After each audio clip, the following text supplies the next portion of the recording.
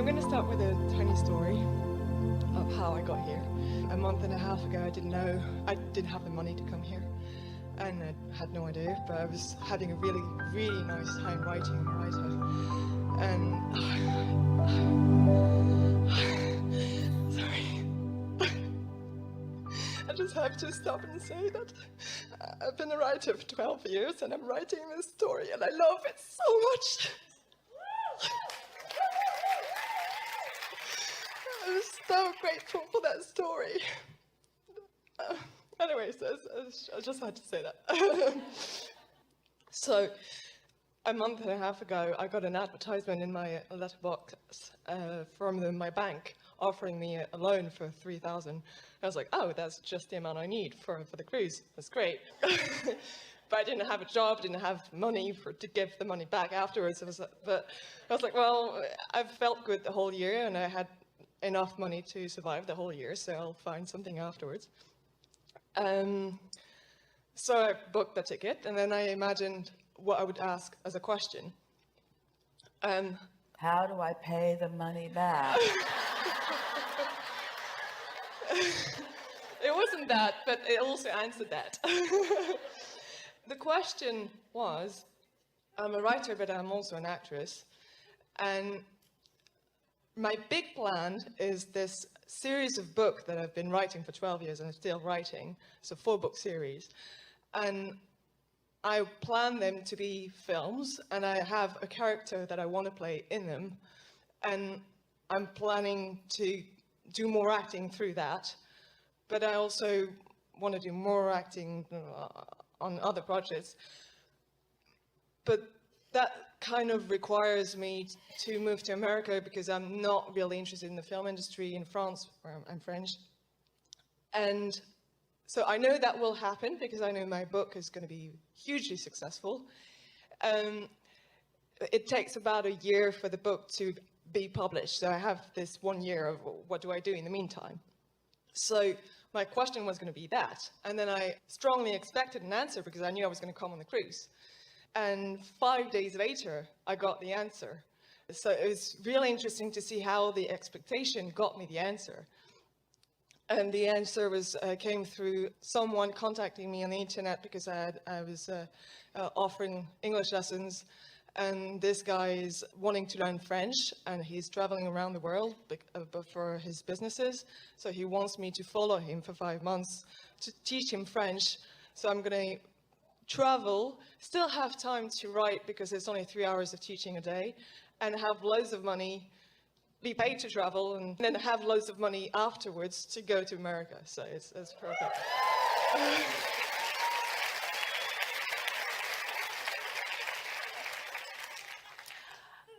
So now let's chew our way through that just a little bit. All right. Because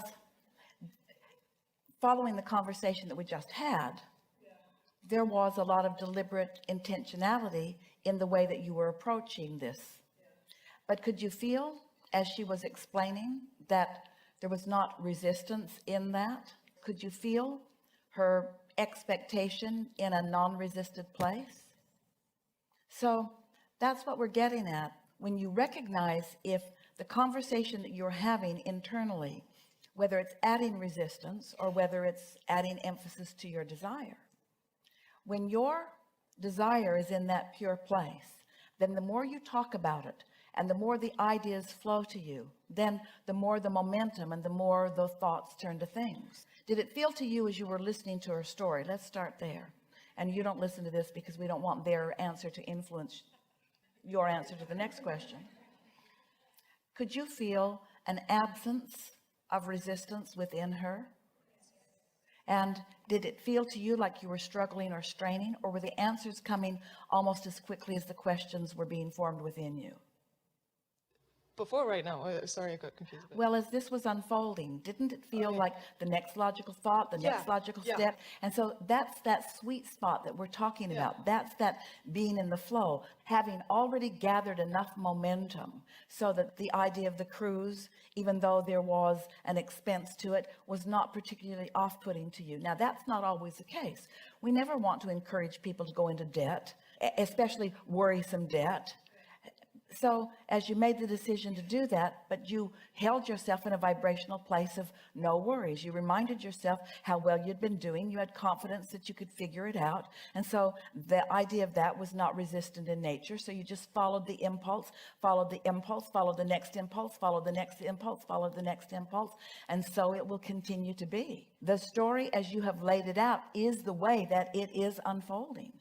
And when I got the call, I was like, hell yes, and it's obvious, and of course I'm going. And then, this is bringing to my question, people around me who I've not told them about Abraham, I've not, because they wouldn't be able to hear it, so they don't know what I've been doing for the last 2 years. And suddenly, they see me having this opportunity, and a lot of them thought there had to be something wrong about it. Especially as he contacted me on the internet, it had to be something really bad and very dangerous. And at first it really made me laugh, because it made me realize who was naturally in the vortex and who wasn't. All right. All right. Now, this is a really good indication of where your momentum is and what your alignment is and what your inner being is telling you. So at first it felt, and then? And then it got so intense because I went to see my family, and some were really stressed out about it. Because I have to say that the reason they were stressed out is because he's from Qatar, and there's so many ideas about the Arab world. What was interesting is I never had a thought of it could possibly be dangerous. It didn't cross my mind. But the thing that we want to emphasize with you here, and the thing that will benefit others as they're listening in, is so you're in this receiving mode. You're in the receiving mode. You're watching things unfold.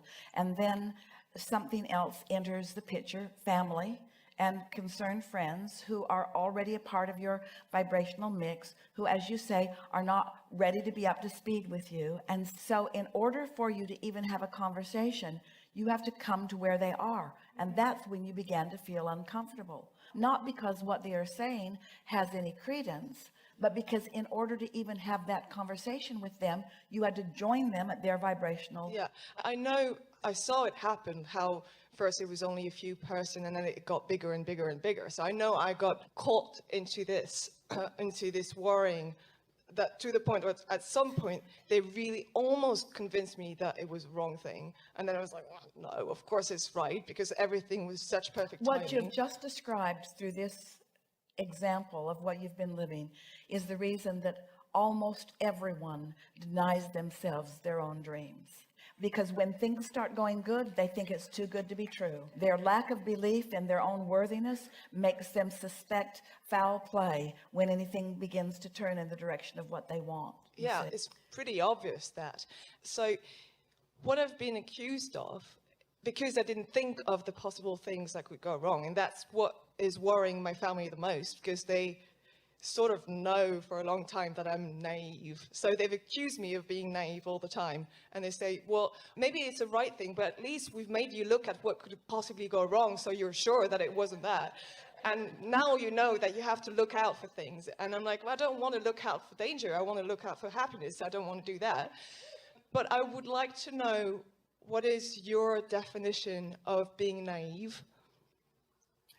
It's the opposite of being normal. Let's start there. When humans use the word, they mean you are not weighing the pros and the cons, the pluses and the minuses. They mean you're not living a balanced experience. You're not considering all of the things. They mean you're not putting your engine there and then your engine on doubt and then your engine on desire and then your engine on doubt. They mean that you're not doing it the way that almost everybody does it, and therefore you are lacking the consideration that is necessary. They mean the opposite of what we teach. Yeah, right. So that's what I needed from you, is assurance that whenever I feel like it's good, if I don't have the question of should I or should I not, is I can trust that. Consider this. You're really going to like this.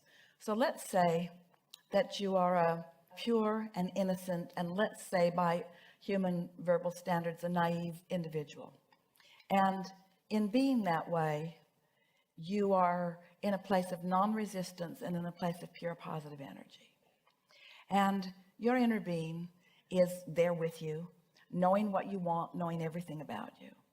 And let's say that, accurately so, under those conditions, your point of attraction would not bring unwanted things to you, because law of attraction never gets it wrong. But let's say you live in a world where everyone's not there, that a lot of them have lived some things that have made them not trust. They've lived some things that have made them doubt, and they keep demanding your attention. And so they keep bringing you to this resonance, to this resonance, to this resonance. So here's a very simple question that we have for all of you, and especially for you.